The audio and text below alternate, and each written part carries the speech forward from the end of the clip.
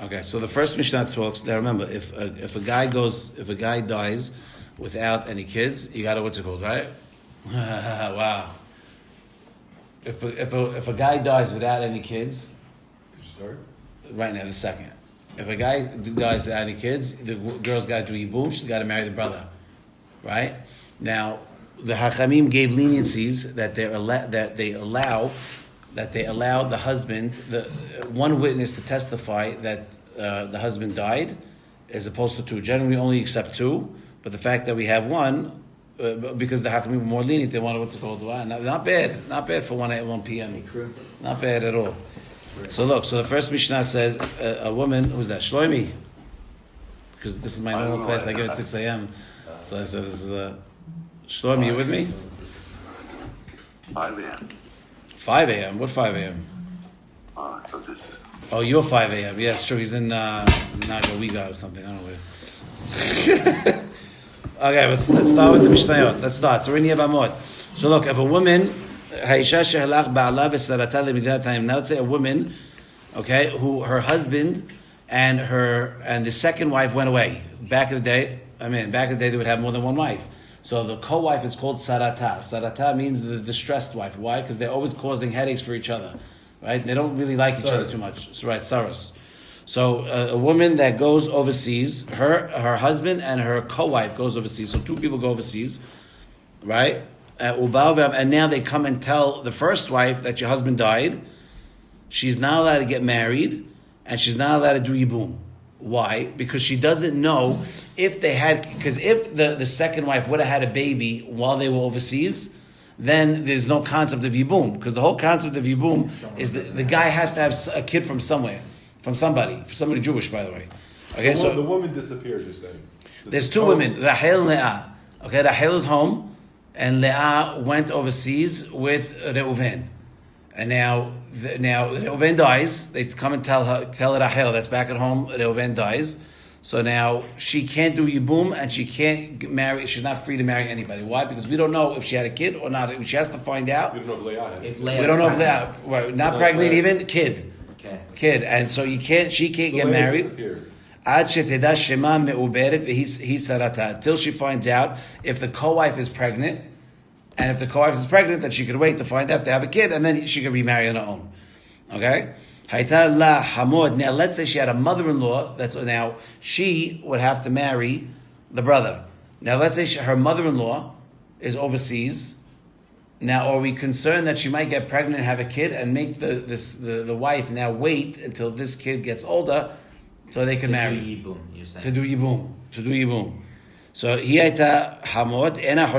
We're not concerned that the mother-in-law might get pregnant and have a son, and that make this girl have to wait. Why? For two reasons. One is because you don't know if she's actually going to be what's it called? You don't know if she's actually going to get if it's a girl. And two is it might be a girl instead of a boy. The mother-in-law's newborn. Or two is it might not actually happen. She might actually get the baby. So since you have these two items, we're not tough on the girl. You have to realize the whole reason is if she does this, then what happens? If she does this, then get remarried. But imagine if she can't marry. Right, then she's stuck. She's eshet ish if she marries somebody else. Right. It's like adultery. Right. So therefore, but the Hachamim have some leniencies in order to help her to get married, and one of them is that one witness is good enough instead of two witnesses, which is normally. All right, Just to interrupt you, the witnesses as the witness. You need two witnesses on what? On to say that the guy died. Got it. Right, to say the husband died. Now, let's say the mother-in-law went overseas, but she was pregnant. Then we are hoshesh because then we want to find out what what it was. But to say that she wasn't pregnant from before and say let's find out maybe she is pregnant, and if it was a boy and if it did survive, that's a stretch. Rabbi Yehuda Omer, Ena Hosheshet. Rabbi Yoshua says, right? Sorry, Rabbi Yoshua says we're not Hoshesh regardless if she's pregnant or not, because again, it might be a girl, and God forbid the baby might not survive. All right, now let's say this is bad now. Shtei Yevamot. You have two wives of two brothers that came overseas. So each one of them says, "My husband died." Okay. Now what happens? There's 5 people that we never trust. The first one is the sister-in-law. The second one is the mother-in-law. The third one is the wife. The co-wife. The co-wife. Fourth one is the stepdaughter. None of the women in the picture. None of the women. We don't trust the women. Trust no woman. So, but It's just a woman that has interest. There's an interest. animosity. There's an interest. There's an interest. But, so why is each one asur? Because we can't trust the testimony to say that the other one died. Leah says her husband died. Rachel says her husband died. But that testimony of her husband dying and her husband dying does not count for each other. You can't do nothing about What's it. the relationship between the two couples? They're married. Two brothers married two sisters. Two brothers married. Married two sisters. So we don't want the. So we can't. A sister-in-law. Can the Can't brother rely on a be in sister-in-law. A brother can.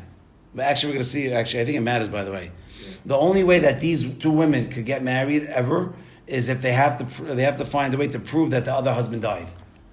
Because we can't trust their testimony about their own for their husband, yes, but for their sister, for the other woman, this is very few. This is lawyer stuff. This is really up your alley. Obviously, because there's no body. There's nobody. There's nobody. Yeah. So All this is because we tried to make it easier for the girl to get married. Right. Easier. There's not reason to make it harder. These are based on laws that are put in place to make it easier for her to get married because we don't want her to sit home alone because people are going to take advantage. That's wrong. Okay, Zola Edim is okay. Now let's say one of them has Edim, witnesses that her husband died, and the other one does not have witnesses that her husband died. Et sheyesh Edim, the one that does have witnesses, she's asura. She has no. The one that says you have two women. The first one has witnesses that her husband died, but the other one doesn't have witnesses that her husband died. The one that does have the witnesses is asur to get married. Because she needs proof that the sister's husband died. Why? Because that's the whole concept. Yibum. Got it. Yibum. So the one that has witnesses, you might think, oh, beauty, she has witnesses, but that one's even more messed up because I need proof for the other one. All right, the she'enna edim, the one that doesn't have edim, she's allowed to remarry because we can rely on the witnesses from the first one. They're not testifying on their own husbands. They're testifying on their. They're testifying on their own husband, and with that testimony, we cannot use for yibum because that's not enough. If the woman comes and says that my husband died, then she's allowed to get remarried. But if there's a co-wife, then that doesn't work. If there's a brother. So there's two sisters who married two brothers. So then you have the brother, right? So in the last case, you have two sisters married two brothers. Right. The other one because she's not married. Because why? The other one, she's because they married because she doesn't need ID because the pesha cells are ketir. I think that's why. Why are you saying that? Because she doesn't need ID as long as she have a team that the Abam is made, so she can get married. So she muteret. That's why. Look, you have wives of two brothers. You have two, right? Wives of two brothers. Both of them came from overseas. Both of them said they're not sisters. Right. They're not sisters. No, they're not sisters. Not sisters. Both said that. So so two brothers married two regular. Okay. They both say each one says that their husband died.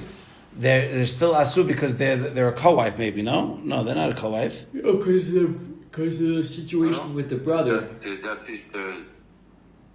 The sister-in-laws because the sister-in-laws doesn't work. But what's the difference? But No. Because she still needs she's proof. testifying- Since she can't rely on her own sister-in-law's testimony. She can't rely on her own sister-in-law's about her testimony. husband. About her husband. Because her husband might still be alive, which means I have to do yibum. The first wife has to do yibum with the second wife, with the second husband. Let's keep going. Okay, fine. V'she'en la'edim muteret. No, this is Hokle Yisrael. Hokle Yisrael is a little bit of everything. So you have Torah Nevi'im Ketuvim, which I skipped. I told the guys they'll do it on their own because it's just Pesukim. Then you have a Perek of Mishnah, which we're actually finishing Yevamot right now. Then you have a piece of Gemara, a piece of Zohar, Halacha, Musa. Wow, interesting. Yeah, I'm telling you, this is addicting stuff.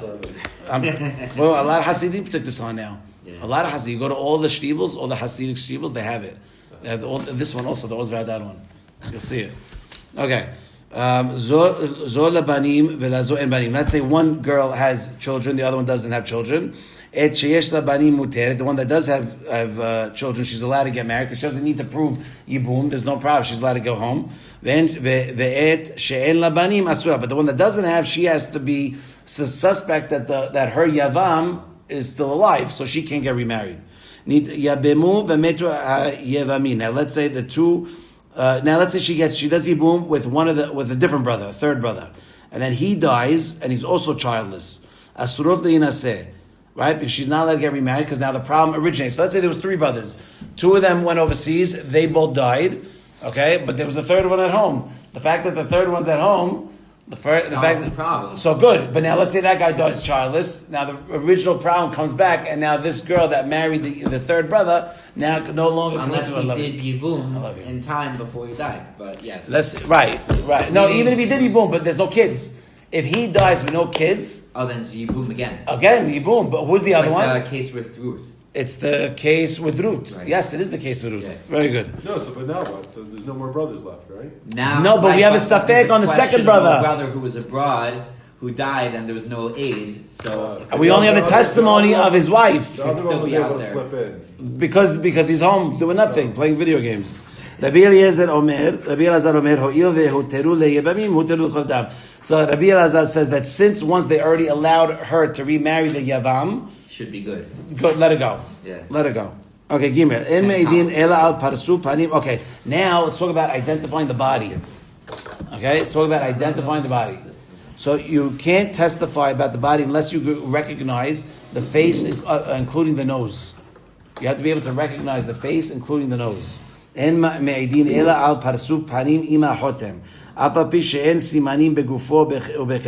though if he has other signs, like that's his jacket, or that's his sweatshirt, like that's his stuff, right? But that's not good enough. You must identify the actual body and not for the limbs or whatever. It's got to be the face and the nose. So now I got to bring this in. Go ahead. But now I think it's look. This is not halakha l'masek. It's mishnah. We don't end here. But now you have other stuff. But when I did this, I'm like, oh my god, it's amazing. Yeah. But it's amazing how everything's kashrut. Mamash yesterday. Yeah. Dealing with this. Yeah. Okay. But I tell you, there's not if you do the hok every day, you'll always find something in your life. It's crazy. Yeah. It's crazy. Okay, and you could also only testify that the guy died only once he actually died, not if he's about to die. So afilu ra'uhu meguyad, even if you saw him that he was getting stabbed with a sword, or v'salub, or if he's actually hanging in the gallows, but he's didn't die yet. He's in that 4-second gap. Or even if a lion is chopping him, is eating up alive, as long as he's still alive, you can, and you leave, you can't testify because he might survive some way, somehow. I don't know. That's why it's called a miracle, because it's a miracle. And also, you only have a 3-day window. Interesting. Now you have a 3-day window because the body starts to decompose and you won't be able to recognize after 3 days. Rabbi Yehuda ben Bava Omer, lo kol adam v'lo kol makom v'lo kol hashot shavin. Rabbi Yehuda ben Bava argues on this 3-day limit because he says not every climate, not every person, nothing's the same. Right. Because hotter will decompose faster, colder will decompose less. Fatter, by the way, will decompose quicker. You know that? I would imagine. Well, I guess, I don't know why. A fatter body. No, Rabbi Ovadia says it would be faster. Okay, it would be faster than a skinnier person. Interesting. Right? All right. Now, follow mine. Now, let's say the guy drowned. Now, okay, this is very interesting and very prolific because it happens. I mean, God forbid never. But if a guy falls into water, right, and you don't see him come out, okay. Now, follow mine. Ben sheyesh lahem sov. Ben she'en lahem sof. So regardless if you see the shores or you do not see the shores. Ishto asura, his wife is still asur because maybe he came from the other side. Okay, Amar Rabbi Meir. So this is the opinion of Rabbi Meir. Rabbi Meir says that regardless of where the guy, what type of was it, a river or an ocean, as long as the guy fell and you didn't see him come out, where regardless if there's shores or not, the woman came out until you retrieve the body. He's lost at sea, and right now saying. So Rabbi Meir says it doesn't matter. Right. It doesn't matter, and we don't assume that even if you watch him for 5 minutes, you don't know maybe he came in the other side or not, or even if you have a bird's view of the entire thing. Rabbi Meir is machmir. It says unless you get the body, you can't remarry. Okay, there was a case where a guy fell into a large pit full of water. And he left, and he was able, and they retrieved him, got out, right, alive after 3 days. So Amar Rabbi Yossi, Rabbi Yossi comes. So what is this? The Gemara has 2 cases. We're not on the Gemara. We're on the Mishnah. I know, but I'm saying Gemara has two cases that the rabbi fell off the boat. And, Yes, Rabbi Akiva. And then he shows up to yeshiva. Right, It shows up like nothing. Right. Yes, very good. It was the Rabbi Meir was one of them. It was the Rabbi Meir was one of them, and Rabbi Akiva was the other. Very good. So he says. So the machloket is that Rabbi Meir holds that it's not that even if you don't have visible shores or not, it's asud. Okay, but Rabbi Yossi who comes and agree and comes down and says if you can't see the shores, then we agree that what's it called? That maybe he came on the other side. So that means that you can't marry. But if it's in a river that you can see, right, then that she can remarry because you would have seen. But Rabbi Meir is more machmir on that. So Rabbi Meir is machmir on all fronts. Rabbi Yossi is more mekel on a lake, call it, where you see. Okay, so now Amar Rabbi Yossi Maaseh Besuma, a blind guy sheyarad lidbol b'me'ara. A blind man went to go dip in a pool of water, right, in a cave, right? V'yarad moshcho aharav, and his attendant went in right after him, and they couldn't find him. V'shahu kedesh tetzeh Rav Sham, and the people waited until you can't. It's not possible that they could survive. Right, and because their bodies were never found, and they allowed their wives to get remarried. So that means you couldn't find it, which means would be a river situation where Rabbi is machmir, but Rabbi Yossi is mekel, right? What's Suma again? Suma is a blind guy. Okay, A blind guy goes down, doesn't find, and he goes down with his attendant. He never comes back up, and the women come to the Beit Din. The Beit Din says they can remarry, even though there's no body. Because there's no other way that they could have been. They could not have. There's no other side for them to come out. There's one entrance. V'shuv maaseh be'asiyah. There was a place called Asiyah. Behad sheluhu layam. A person was lowered into the sea with a rope. V'lo ala biyadam ela raglo. But when they lifted him back up, the only thing that came up was his leg, like Jaws. Amru Hachami says mina arkuva umimala tinaseh. That if the leg is above the thigh, then you can let them get married because there's no way that the guy survived. Okay, mina arkuba ulmata. But if it was from the knee below, she can't get remarried because it is possible that the guy survived. So you see, it's very different. It's very very touchy. Okay, afilu shema min anashim omrot. Even if you hear now, by the way, we have this something that's called medaber lefi tumo. I think what's it called?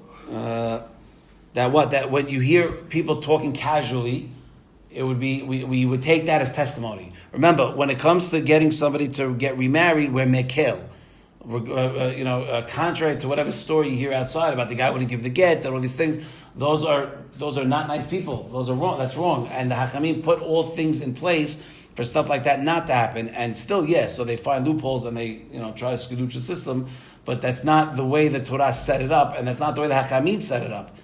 So you could say you're not allowed to drive on Shabbat all you want, but if the guy drives on Shabbat, we're not putting a guy by everybody's door, so it's going to happen. So if you hear women casually talking, met ish peloni dayo, meaning that's even enough to let the woman get remarried. Wow. If you just hear the random girls talking and says, "Oh, did you hear that guy passed away?" That's enough. Rabbi Yehuda Omer, afilu shama min hatinokot omrim, hare anu holchim lispod velikbor et pish peloni. Even if you hear the kids, okay, that might be joking or might be talking about, even if you hear say we're going to go be misped this person or go bury this person, ben shehu mitkaven, ben she'enu mitkaven, right? We accept. Regardless if he meant to say the testimony in a real way or not real way, anything lefi tumo, anything that's casual talk, we accept as testimony. Okay, Rabbi Yehuda ben Bava Omer, he changes it. BeYisrael ad sheteh mitkaven. Regarding Israel, regardless if he intended or not intended, yes, we accept lefi tumo. Right, meaning if he just says it, we take it. But with a goy is different. A goy im haya mitkaven en eduto edut. If he actually had full intention, said, I'm going to testify that this person died. We do not trust them because goyim are prone to lie. They don't value our Sefer Torah like we do, so we can't trust them. Okay, all right. Vav meidin leor haner ulora levana. You're allowed to check to identify the body by the candle or by the moonlight. Umasiin al pi bat kol, and also you could do it based on a voice. If you hear a voice, not a bat kol like from Shemai, not a bat kol from Shemai, just a random person screaming, right? And what does that mean? It's going to say here, Maaseh be'echad she'amad harosh hahar ve'amad. There was a story about a guy that was on top of a man and he screamed out, Ish peloni ben peloni, mimakom peloni met. Right? That the guy from this place, pretty detailed, but we don't know who said it. There's some random guy just screamed it out. And so halchu ve'lo matzu. And now, if you go to this place and you don't find the body, right? The Hachamim still allowed his wife to get remarried. I mean, we heard the voice, but we didn't see nothing, and we don't have a body. We don't even know who said it. And we went to the place where we heard it from, and no body, no nothing. We still, if the guy don't come home, we let her marry. That's how Mekilia. Is that like a snake ate the body, and it's not recognizable? Where? No, that's down. No, that's next line. I'll say that now. There's another case in Samon. The guy screams, says, I am the man of son of whatever. Nashachani nahash. I got bit by a snake. And I'm dying. Okay? And they go to that spot, but they heard the guy say his name, but they can't find the actual body. And they allowed his wife to get remarried. So you see how mekel the Hachamim are, but on such a crazy situation, because you have to make sure that they don't, that the husband really is dead, because if you're not, then it's eshetish, it's deoraita. And the kids, by the way, are mamzerim. The future kids would be mamzer, which is a byproduct of something that goes with someone who's karet. It's horrible. Okay, Amar Rabbi Akiva. This is cool. When I went down from Israel to Nahar De'ah, which is in Bavel, his wife, because back in the day, the Romans wouldn't allow us to establish a leap year in Israel. So they used to go to Bavel and do it there. So Rabbi Akiva went to go establish the leap year, right? Once every 4 years. Matzati Nehemiah bet ish deli. I found Nehemiah, right? Ish bet deli. Amali says to me, Shamati she'en matziin et ha'isha be'eretz Yisrael al pi ed echad. I heard that the Hachamim do not allow a girl to get remarried based on one person's testimony. So Ela Rabbi Yehuda ben Bava. With the exception, there's only one rabbi, Rabbi Yehuda ben Bava, that allows. Everyone else he goes, is that true? So the numeti lo ken hadevarim. So Rabbi Akiva says, yeah, it's true. We don't allow unless there's two witnesses, and there's only one rabbi. Rabbi Yehuda ben Bava, it says mutar. So Amali says, Emor lahem b'shmi. You tell them in my name, because I can't go there because it's dangerous.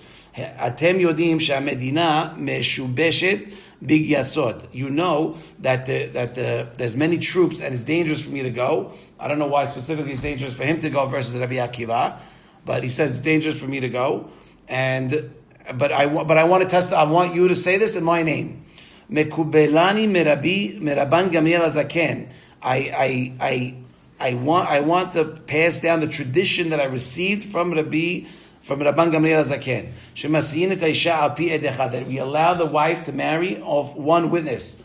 V'cheshebati v'hirseti ha'devarim gefili Rabban Gamliel. And when Rabbi Akiva went back to Israel and told it to Rabban Gamliel, his grandson, right? First was Rabban Gamliel Azaken, which was 2 generations ago. Now Rabban Gamliel is the what's it called? So he tells him, right? Samach li dvarai. He was happy to hear that Ve'amar, and he said, Matzano havel Rabbi Yehuda ben Bava. We found a friend, which is my grandfather, who is also with Rabbi Yehuda ben Bava, and we let it done, and we let it one based on one witness to get remarried.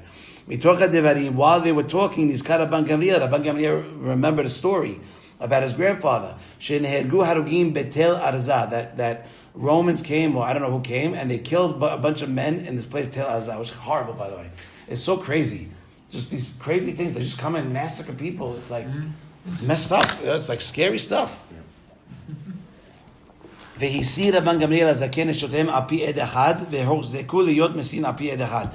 at that point, he gave over that one witness is enough to let everybody go, let every wife get remarried, and from that point, they made it a hazakah. We're almost done with the Mishnayot. Okay? Not only that, later, so remember, first it was 2 witnesses, then they went down to 1 witness. Then after that, they even went even more mekil. And they allowed to remarry on 1 witness, mipi edahad, mipi eved from an eved Kanani, mipi isha, even from a woman, which is generally not allowed, mipi shivcha. What are you doing? This is bad timing. Sketching? Oh, there's We're streaming. no, I don't need it. All right, good. So sit over there. I'm gonna come see this. Okay. All right. So later on, they allowed them to do whatever it is. What it is? What am I telling you? Hey guys. So at the end, they what's it called? They allowed even to be momakil, even Eved Kanani, shivcha, a wife, a woman, right, which is generally not allowed. They allowed. Rabbi Eliezer and Rabbi Yoshua omrim en mesiim et haisha al pi ed echad. Rabbi Eliezer and Rabbi Yoshua, before this happened, now the Mishnah is just saying who they don't go by. So they did not allow by one person, right? Mesiim et haisha al pi echad. Rabbi Akiva omer lo al pi isha, lo al pi eved, lo al pi shivcha, lo al pi kerovim. So and again, Rabbi Akiva was even more machmir. He says we don't take it from no wife, no eved, no shivcha, no nobody, even from family. Amrulo Hakimin tell Rabbi Akiva Maaseh b'nei Levi. There was a case in that a bunch of Kohanim shachul letzoar ira Temarim. They went to a place Soar, which is the city of Temarim. All right, date palms. V'hala had mehem baderech, and one of them got sick along the way. V'viu lepundak, and they brought him to an inn. Ubahazaratam amru, and then they continue on their journey. When they come back, the pundakit said, he tells them, Ayeh haven, where's our friend? Amra lahem met. Ukvartiv, and I buried him. He died and I buried him, and they allowed his wife to get remarried based on the testimony of this innkeeper. Amrulo, they said, Lo tehek kohenet kepundakit. You're not going to allow. If they allowed, the Hakimim already allowed the innkeeper to speak and accept the testimony. That don't you think a kohenet, like if she happened to come, they would accept her testimony? So Amalem keshetehye pundakit ne'emet. He goes, the case is not what you think. He goes, when she will actually be believed, we'll believe the kohenet. Meaning what? The pundakit otzia lehem. So what does the Mishnah end by saying? That so Rabbi Akiva says, what was the end of that story? It's not that just because she said it, we believed her. It's because she brought out his stick, Tarmilo, his pouch, Besefet Torah Shaya Beyado. Since she brought proof of what the items were, then we believed her. But Rabbi Akiva says, we never believed her from the beginning. But all this is before Nehemiah. Once Nehemiah came around and testified that Rabban Gamliel Zaken did it, then all these rabbis reversed. Rabbi Eliezer, Rabbi Yoshua, and Rabbi Akiva. Very nice. By the way, boys, we finished the what's it called? Is Evan there, by the way? Yeah, Vamot. Yeah, Vamot's a rough one. This is easy compared to others. The holiness Shamot that are learning with us. Stop complaining. Fine. Quick. But these are my boys. These are my buddies. These are my buddies. Oh my gosh! You got to join us in Brooklyn. Yeah, it's not going to work. That ain't going to fly here. All right, let's go to the Gemara. So, my geriutaz de pundakit. Why is Rabbi Akiva so against this? The what's it called? Why is Rabbi Akiva so against the what's it called? The innkeeper. Amarav Kahana. He says pundakit ovedet kochavim haita. Because why is Rabbi Akiva said? Because she was a goya. We don't trust goyot. Siha bifi tumaita. However, she was talking innocently, so therefore we do believe. So meaning why? It says zeh maklo v'zeh tarmilo v'zeh kevesh shekeravti bo. Right? Well, she was innocent when she said, "This is his stick, this is his pouch, and this is the kever that I buried." So that's why they trusted. V'chen taneh abba bere derav maimune bar hiya. And Abba, the son of Rav Maimuneh Bar Hayat, taught this incident in a Braita. And he says, Pundakit Oved Kohabim, that this innkeeper was a Goya. And she was talking innocently. By saying, this is a stick, this is a pouch, this is where I buried him. So, but the Gemara says, what are you talking about? She didn't talk casually. They said, Ayeh Haverenu, where's our friend? So she's answering, right? So meaning they asked her directly, "Where's our friend?" And and then she answered. So why are you telling me that she's talked innocently? It's fake.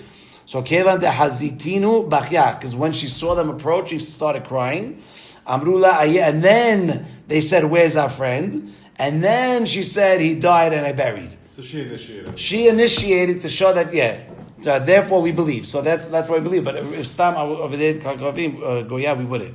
Tanya, the Baraita says Maaseh b'adam echad sheba lifnei Rabbi Tarfon. Da'id edut ishas. There was a case once where a guy came to Rabbi Tarfon and to testify that her husband, not related at all, her husband died. So how? So he says, so Amar lo Beni. So Rabbi Tafot says, Beni, my son, He'achat hayodea edut zo. How do you know? Because you're sure about this? How do you know? Amar lo ani vehu hayu holchin baderech. Me and him were walking together. Ve'radav aharenu gayis. And there were soldiers that were chasing us. Ve'nitla be'yihud te'ena. And this guy grabbed a branch from a fig tree. He broke it off. And he fought the soldiers and he chased them away. So Amarti lo, and this is the guy talking to Rabbi Tafon. He goes, and I told this guy that fought him off with the branch, Yeshar kochacha aryeh, Yeshar koach, aryeh, right? May your strength be strengthened. Lion, you lion, because it's like us saying you're a beast. Because it's amazing what he did. So Amali yafeh kivate lishmi. So he says it's very nice that you guessed my name. This is what the guy said. Shekar korin oti be'iri. That's what they call me in my city. Yohanan ben Yonatan Aryeh de Mikefar Shihya. They call me Yohanan, the son of Yonatan, the lion from the village of Shihya. So that's what they call him. So and then this is still the testimony. Then the guy says Liyamim Halav Amet. Right? That later this guy got sick and he died. So now Rabbi Tav, that's his testimony. By the way, we're in the Gemara now. We finished the testimony. That's a good testimony. Very detailed. Very detailed. So Amalek now Rabbi Tafon has his job as to what to make sure that the guy's not sketching, he's not faking it. So what is he? He goes, Amalek lokach amati li. Didn't you tell me Yohanan ben Yonatan mikifar Sheha Aryeh? So didn't you tell me that his name was Yohanan in like an innocent way? He's saying, what was his name? This. But if you look at the words, he uses Aryeh in the middle, right? It's right. He's going down. That's the same. Yohanan, Yonatan are the same. Look at the name Aryeh. He puts it different. Rabbi Tafon tries to gas him up by saying, "Isn't his name Shiha Aryeh?" So Amaleh. So he tells me, "Lo." No, this is what I told you. Yohanan ben Yonatan Aryeh mikifar Shiha means because he's showing that it's not fake. He's showing that it's real. And Rabbi Tafon tested him 3 times in order to make sure that the guy's legit. And since he was consistent... One second, this guy's Jewish? Is the friend Jewish that's alive? Why not? So why don't we believe him right away? We said we only don't believe the Goy. Does this have to do with one age? Well, he's testifying that the husband died. Okay, so you have to test him? Because actually, by the way, in the Gemara before this, he skips it here. But there's another version where Rabbi Tafot said, okay. That means okay. Because we're making, we only allow one aid. That aid's testimony has to be a good testimony. It still has to be testimony. So it's consistent. Rabbi Tafon let her marry. Amar Rabbi Elazar, Amar Rabbi Harirat, Tamidei Chamim Marbim Shalom Ba'olam. Shneimar v'chol banayich limudei Hashem v'rav shalom banayich. That's the end of Yevamot. That says what? That there's 4 masechtot which we learned before. There's 4 masechtot that finish with this ma'amad, right? That Rabbi Elazar said in the name of Rabbi Hananiah, right? Tamidei Chamim masechtas. Tamidei Chamim, right? Increase peace in the world. Why? Because the pasuk in Yeshaya says, "Kol banayich limudei Hashem v'rav shalom banayich," right? That all the children of the learners of Hashem, right, bring peace into the world, and we say Al tikre banayich ela bonayich. So by the way, the 4 gemarot that says this is Berachot, Nazir, Yevamot, and Keritut, and that's Rashi Tevot banayich. Oh, that's great. That's Rashi Tevot banayich. Why we change it to bonayich? That pasuk, because the bonayich are builders. Don't read it. Al tikre bonayich ela banayich. My children are learning Torah. V'chol banayich limudei Hashem, right? And all your sons are going to be, students of Hashem. V'rav shalom banayich. Why change it to builders from children? It's a derasha. That's what a derasha means. Ushmartem ala matzot. We say ushmartem ala mitzvot. Because that's a derasha. Don't say herut. Don't say herut ala luchot. No, don't say harut. Say herut. Freedom. That's what a derasha is. So that's the end. That's the Gemara. So you see from the Gemara that we trust. Why do we trust the non-Jew? Because she said it randomly. How do we know she said it randomly? But they asked her a question. So the answer is no. They didn't answer. She initiated. She started crying first. Okay, that's the Gemara. Now on to the Zohar. You ready? Okay. Strap your belts, boys. Stop it. Mima'amakim keraticha. Right. I called out to you from the depths. Okay, Vehechi Tana, we learned, whenever you're going to pray in front of HaKadosh Baruch Hu, Ba'el lemib'e be'uta u'sala'a mi'imeka deriba. That whenever, anytime a person prays to God, you're required to ask for what you want from the depths of your heart. Meaning you can't pray just, a random. Yeah, you can't do that. Meaning that we're required to dig. We're required to dig deep down. Right? In order to show that our hearts are shalem with emunah and bitachon with HaKadosh Baruch Hu. And you have to gear or situate your heart, direct your heart, right? And your request that you're asking. Umi amad David Hacher. Who told David Amelech that we have to do this? Because this is a pasuk in Tehillim. So who says we got to do that? The Haketiv. It also says in Tehillim, Bechol libi derashticha, that with all my heart I searched out for you. So maybe all my heart is enough. I don't have to go deep down. I can do all my heart. But there's a difference between doing all my heart versus going deep down to my heart, the depths. Right? Vedak kerasageh. Now, but you're telling me more. Why do I got to go deep down, which is much harder? By the way, I remember I was walking with the Pittsburgh Rebbe in Ashdod. He was showing me the buildings, and we were walking on the sidewalk, just me and him, and I was petrified. The whole garb and the whole thing, and we're just and a father comes with like 4 little Hasidic kids, with all the peyot and whatever. And I see them in the corner of my eye. They see the Rebbe in the street. They want to get bracha from him. So I told them, I go, come on, come, don't worry, I come. So he goes, and I told Rebbe. So he gives him beracha, very nice, walks away, and then he tells me, Shaul, they don't leave me alone, I think, or something like that. He said something like something like that, like they don't leave me alone, or I never get a break, or so I go, Rebbe, the people need it, chizuk, they need it. So he goes, oh no, Shaul, that's not what I mean. Every beracha that I give, I have to really, really dig down and get it from the depths of my heart. So it's not easy to do that every time. So each person that comes to me, I don't get a chance to rest. This is what he told me. I'm like, wow, that's crazy. That's crazy. Very personal. Wow. Very personal. Very personal. That was amazing. So look, my ba'e mimamakim. Why do you have to go deep down? So el hachi tana. This is what we learned. Kol banash de ba'e be'ute kameh malka. That anybody that comes and is going to go and ask something from God, from the king, ba'e lechavena dato. You have to lechaven your da'at. Urutan yoratzon me'ikara dechol ikarin. You have to know that when you're asking something from God, you have to know where you're asking to get it from. You have levels. You have to realize you're asking from me'ikara dechol ikarin, which is the keter, the zohar, black and white zohar. That you got to go. You're not asking just from God. You're asking to grab the shefa down from keter to bring it down, to pull it down. That's why if you look at the Sephardic Sidurim, it'll show you where you're holding. Pesukei Zimraz, Korbanot is one thing. Pesukei Zimraz is another. Yotzei Or is another. Amidah is another. And then you go up and then you go down, right by Ashrei, right by Ubalatzion. Ubalatzion is where you get everything, where you're grabbing everything that you worked on. Okay, Pesukei Zimraz through Yotzei Or, through the Amidah is you toiling, going to work. Ashrei and Ubalatzion is where you get paid, where you try to bring it down now from the fruits of your labor. You should know that. It's very important. Okay. So again, me'ikara dechol ikarin le'amshacha, to pull it down, bircha'an me'imka debera, right? To grab down the beracha that goes all the way down into the be'er is bina. So you have keter on top, you have chokhmah, bina. So now you're going all the way up from keter, you're trying to pull that down. You're pulling that down to go into the bina part. I look at it as ping pong, not ping pong. What's that game like? Pinball. Right, when he that's exactly what it is.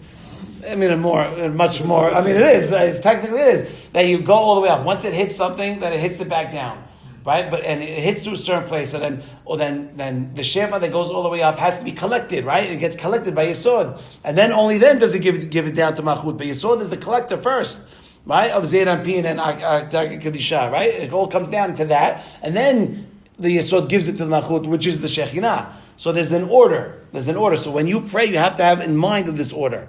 Okay, begin diagnim bircha mi babua dechola. Umahi, what is the mekor? Ahu atar denafek mine veishtekach mine ahu nahad dichtiv venahad yotze mi edem. So what do you, the when you're praying from the bottom of your heart. Why? Because you got to go to the depths in Shemayim. That means you got to get from the Binah from Keter down to Binah, which is the river. Like it says, "V'nahar yotzei Eden." Where's the Eden? The Chokhmah. So you go from Keter over here. Okay, then you're going to go to Chokhmah. Then you're going to go to Binah. But this is as your heart. By the way, which Rebbe was it? I don't know. I don't remember which one. But he writes, he goes, if you were to try to put all the kavanot in one amidah, you'll never finish. All these kavanot that you have to have, the milui and this, all these different things, you'll never finish. The purpose of all the kavanot is specifically to get to the bottom of your heart.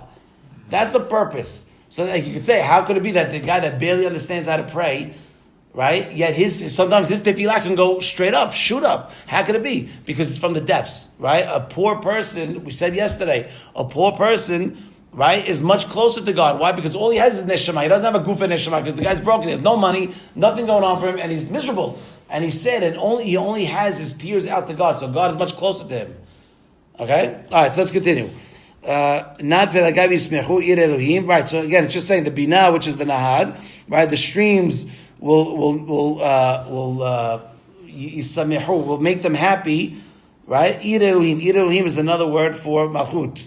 Right, so it's basically saying that when you pull the shefa from Binah, which is the Nahar, which is the river, and you're going to pull it down to Malchut, you make the Malchut happy because you got the shefa from Binah that you caused. And this is what's called from the depths. Mima'amakim. This is what from the depths means. Imkad de chola, imkad de berah. From the depths of the berachot, which is from Chokhmah, the depths of the be'er, which is Binah, de mabu'in, nafkin, v'nagdin lebarachat kola, in order to grab the shefa and to bring it down to all the worlds, all the olamot. V'dahu sheruta le'amshacha bircha me'ela v'tata. And that's the beginning of how the berachot come down. This is how the berachot come down. So when you pray from the bottom of your heart, you have to have in mind that I'm pulling up, wherever I'm pulling up from upstairs, I'm going from the top. And I'm bringing it down to the second one, to the third one. So Keter, Chokhmah, Binah, and Binah goes all the way down to Malchut, and the Malchut gets happy when she gets it, and the Malchut gives it to everybody. Throughout all 4 worlds. There's 4 worlds, ours is the last. So 1, 2, 3, 4, and the Sheva that we get, and the Sheva that the good things that happen in this world are based on our actions. So if you pray well, right, then business will be good, and people will live, and people won't die, and you won't have issues, because all the issues come from a lack of good. You understand? And everything is it'aruta ditlata, right? It'aruta dil'ela. That whatever you do down here causes an arousal in Shamayim. But the arousal has to start from here. How does the arousal start? Through your ma'amakim, right? From the depths. And that's what it's saying. Amar Rabbi Chizkiah, kad atika setima dechos setimin. Right? When you have Keter now that wants to come, because we don't really talk about Keter much.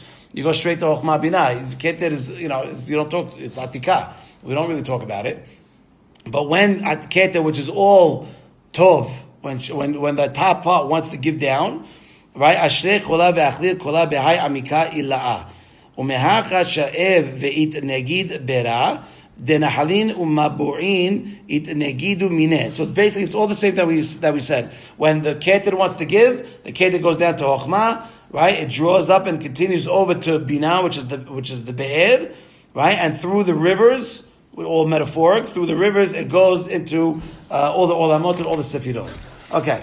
Umashkin mineh kulehu, and all the worlds get sustenance. Uman dimsale selote ba'ele chavera libat urota. The person that prays have to have in mind of this, right? That you have to have in mind that you're bringing down the shefa from all the way from Keter, right? Begin kabel selote, in order for your tefillah to be accepted, and that Binah will do what you need.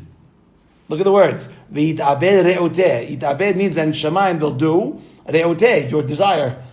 So how do you get them to do what you want? By praying from the bottom up, but knowing that it's causing it. Now, if you just go to the bi'ur, the ones that have it, I'm going to say it quick. להמשיך את הברכות מאותו עומק העליון מידת החוכמה. ששם הוא רחמים. Because חוכמה is all רחמים gemurim without any deen. Right? And in order for tefillah to be accepted and for chokhmah to do what you want it to do, that's why it says mima'amakim keraticha, to tell you from the depths of the valley. Because the binah, that's also called the depths of the the pit, not pit. There's a difference. The be'er is a well. The well. There's a difference between a pit and a well. A well is water. A pit is man-made. Okay, umidat chokhmah and chokhmah is called omek kol berachot, and from the mishteh amakim and from these two depths, you have to have in mind to have in the tefillah to continue the shefa. So bottom line is you have to have in mind that the shefa comes from these two places, which are very, very far and deep, and we just wanted to keep going. How about that? Okay? And that the shefa should go from chokhmah to binah, and from there we'll go down to all the olamot. And with the shefa going down to all the olamot, that is what you want to happen, and that's just going down. And that's what it is. Okay, fine. Usually they're much more, they're easier, the Zohars. Usually the Zohars are very sweet, actually. This is a little more complicated, but you know what? You got to know how to pray. And you got to know how to pray. You got to know what you pray for. Okay, now we're on halacha. All right, Sivui hachamim al isha sheitiheh sinua. Oh, you guys are going to love this one. Okay, the hachamim commanded that the women have to be modest in the house. And do not lo tarbe sehok vekalut rosh bifnei bala, that she should not make too many jokes and be too, too what's it called, right, in front of a husband. And when she wants to have relations with a husband, she can't just say gimme. That's not proper. Lo titebat tashmish amita befiha. She should not talk to her friends about stuff like this. It's private. It's nothing to do with anybody. She should not tell her husband no. In order to get him to love her more, because if it's available all the time, then it might not be interesting. But if she holds out, then it will be more interesting. She's not allowed to do that. She can't play games. She has to be whenever he wants it. No, not that. It's when she should listen to him whenever whenever he says anything. That's how Deborah became the Nevi'ah. In this week's Haftarah, Deborah is a woman. She becomes the Nevi'ah. How? Because Rashi says whatever her husband said, she did. Go ahead, do this, move this, whatever her husband said, she did. So because she was an Eshet Chayil, she got the zechut of becoming a Nevi'ah. Be careful not to get close. She should be careful not to get close to his cousins. Right? In order that he doesn't get jealous. And you should stay from everything that's not proper. All right, and stay away from that and any type that falls under that category. Okay? Now comes the man's part. All right, so wipe your smirk over your face. What's it? Hake'ur is get away from all like all the what's it called? That nasty stuff. Like things that they shouldn't be watching, things that they shouldn't be looking at. All these things a woman should stay away from, because it's bad. It's not good. Just like they commanded the women, they also commanded the men. A man has to respect his wife more than he respects his own body, and he has to love her like he loves his own body. Remember the story of the rabbi that said her leg is hurting us. Remember that? He went to the doctor, he says, her leg is hurting us, because he's showing that he feels her pain. And if he has money, he's got to shower her with gifts as much as he can. And he should not be extra strict in the house. He's got to talk nice to her. He shouldn't be annoying. He shouldn't be annoying in the house. Why'd you do this? We all do that, but no. Why'd you make it like this? So my wife, do I come into your office and say, why'd you do this? Why did you do this?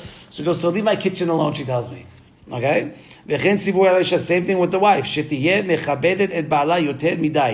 That the women, Hachamim also, by the way, it all says, look at the words, sivui. This is not optional. Hashem commanded the women to be modest in the house, commanded the man to be extra nice to the wife and talk to her nice and to be what's good. These are all commandments. Same thing with the women.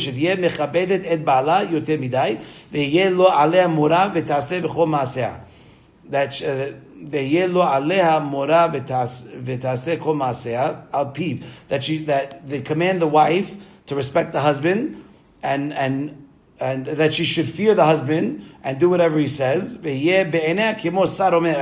halavai, we get this one. And she should look like, she should look at you like you're like a prince or a king.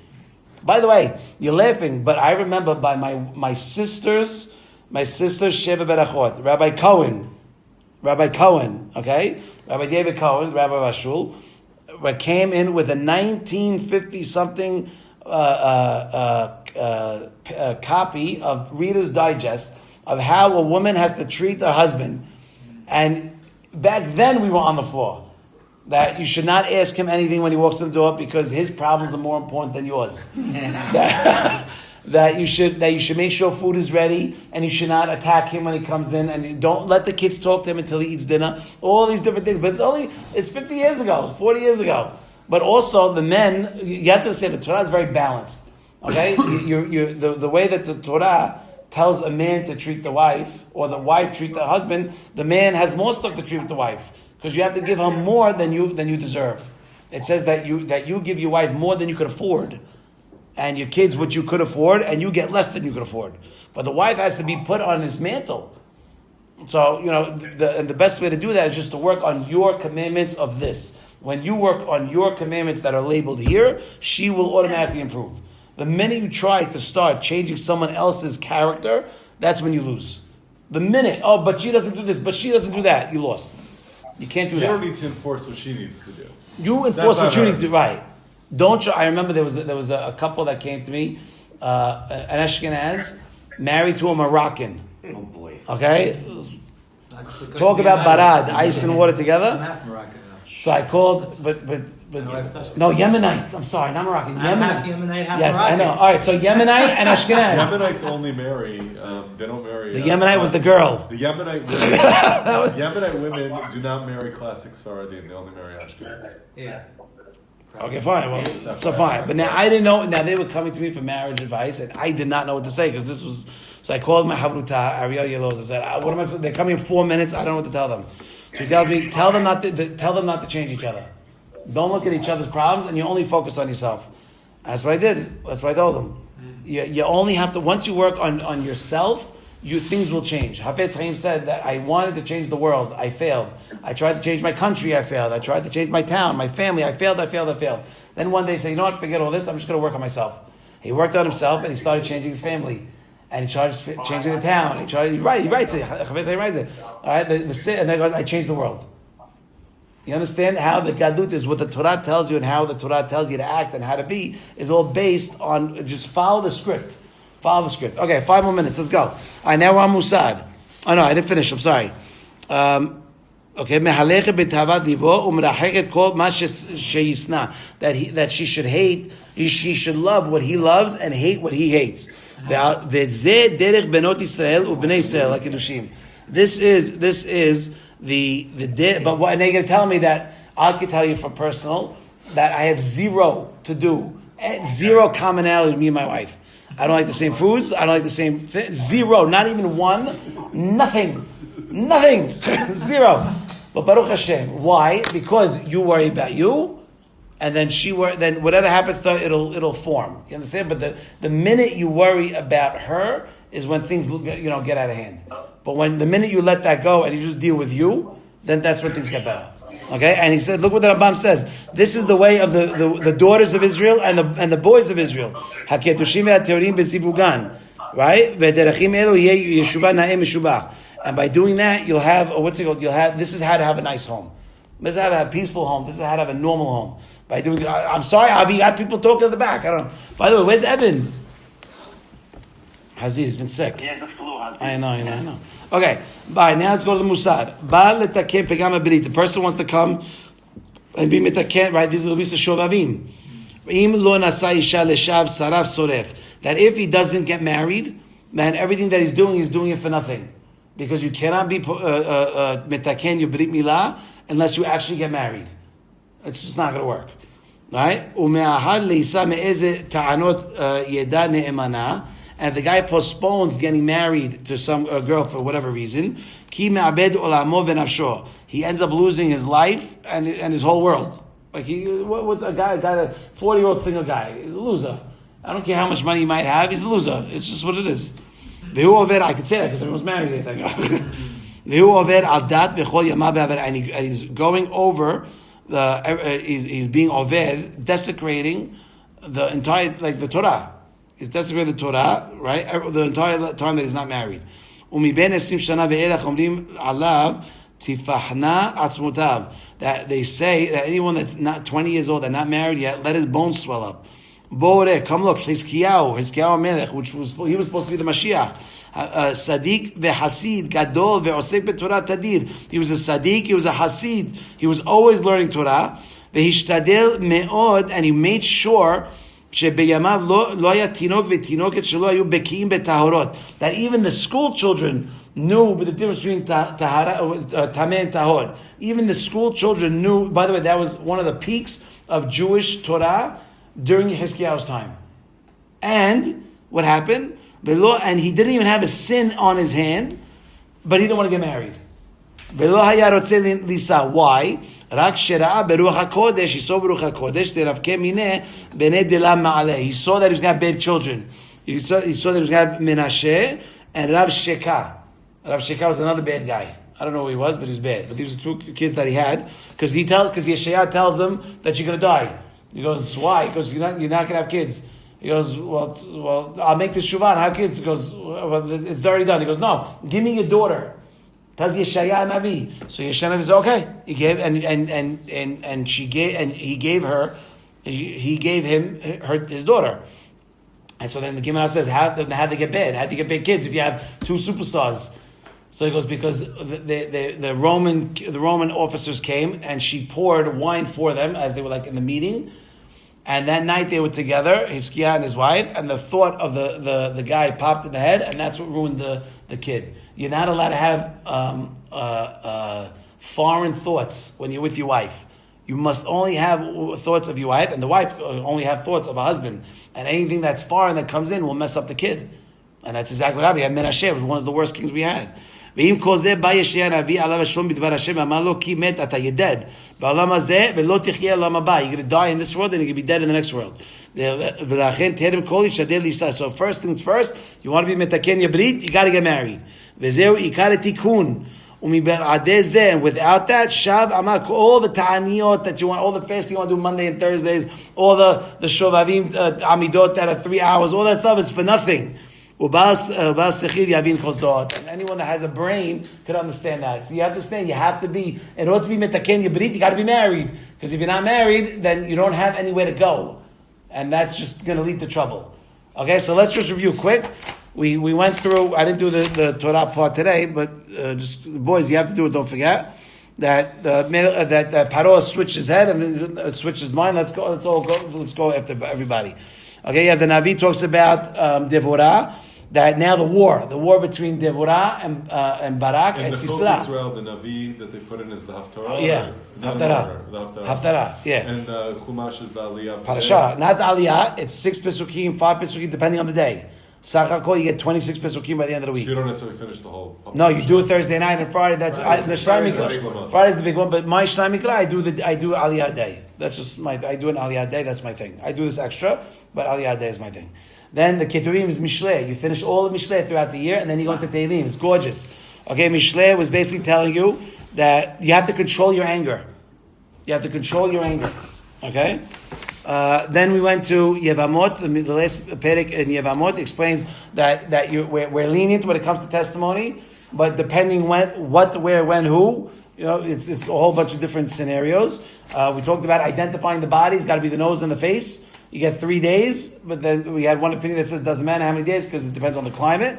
And then we went into the Gemara. Then we went to the whole thing of Rabbi Akiva and Nehemiah that testified and they accepted the testimony. We went to the Gemara about the innkeeper, why we believed her, why we did it, because she talked randomly and she initiated. Went to the Zohar explaining how important it is to go to the depths of your heart and to what that means, to say that I'm going to the depths in Shamayim and getting it from Keter, which is the highest Sfirah, and I'm giving it down to Chokhmah, and then I'm giving it down to Binah, and then it's all going to go down, and that Shefa, the Binah gives the Shefa throughout the worlds. Okay? So, bottom line, know where you're praying to. Then we went into the halachot of how a man has to be to his wife, how a wife has to be. Wife has to be sanua, modest, right? Not so brazen with her mouth. But the husband also has his own things that he's got to be. You got to be nice. You got to be nicer to her. You got to care more about her than you do about your own body. Then the musad, we explained if you want to fix what you've done in your younger years, you best get married. Because that's the only real way that you're actually going to. Where's the musar from? Musa, this is Melukat. He put it together, but usually it's from Sefer Hasidim or Sefer Haredim. Even the one that made the Daf Yomi program is in here in the beginning. It's different what's it called, but they're great. They're great. And hold on, yes, Melukat, more Melukat. I don't know why. Let me see, he's over here. Yes, I don't know, but yeah, usually it's from a book. He takes Sharei Teshuvah a lot. He brings Yerchot, Teshuvah, Musar, Emunah, all different categories depending on whatever.